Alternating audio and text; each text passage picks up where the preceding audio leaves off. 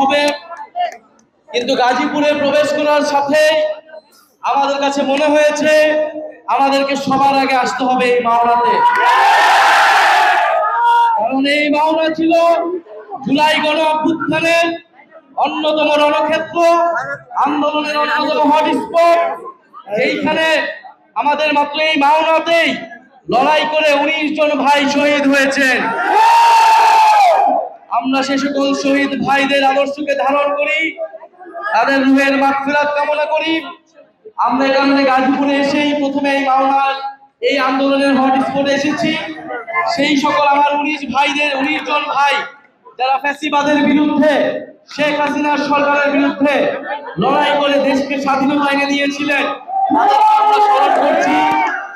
এবং যারা আপনারা মাওনাবাসী এই জুলাই গণ অভ্যুত্থানে অংশগ্রহণ করেছিলেন, ছাত্র জনতার পাশে এসে দাঁড়িয়েছিলেন, নতুন দেশ বিনির্মাণের জন্য রাজপথে নেমেছিলেন, আমরা আপনাদেরকে জানাচ্ছি কৃতজ্ঞতা এবং লাল সালাম। প্রিয় মাওনাবাসী, আমরা বলি আমাদের লড়াই শেষ হয় নাই, আমাদের একটি নতুন বাংলাদেশের জন্য লড়াই চলমান আছে। আজকেও দেখেছেন গাজীপুরে সন্ত্রাসীরা টহল দিচ্ছে, মহড়া দেওয়ার চেষ্টা করছে। ভয় দেখিয়ে জাতীয় নাগরিক পার্টি এবং গণ অভ্যুত্থানের শক্তিকে তারা রুখে দেবে। গোপালগঞ্জে আমাদেরকে বাধা দিয়ে রাখা যায় নাই।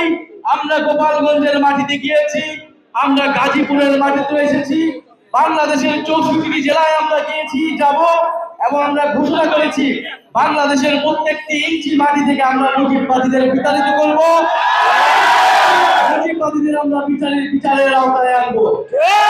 আপনারা জাতীয় নাগরিক পার্টির সাথে থাকবেন এবং এই গণ অভ্যুত্থানে যারা শহীদ হয়েছেন, আহত হয়েছেন, আমাদের সকল যোদ্ধা ভাই, তাদের সাথে থাকবেন, তাদের জন্য দোয়া করবেন। আমরা গাজীপুরে আমাদের মূল প্রোগ্রাম বিকালবেলা 5টার সময় আপনাদেরকে আমরা আমন্ত্রণ জানাচ্ছি, আপনারা গাজীপুরের প্রোগ্রামে আসেন। সেখানে আমরা গাজীপুরবাসীর জন্য জাতীয় নাগরিক পার্টির যে ভাবনা, যে স্বপ্ন আমাদের নতুন বাংলাদেশে, আমরা সেটা নিয়ে কথা বলবো।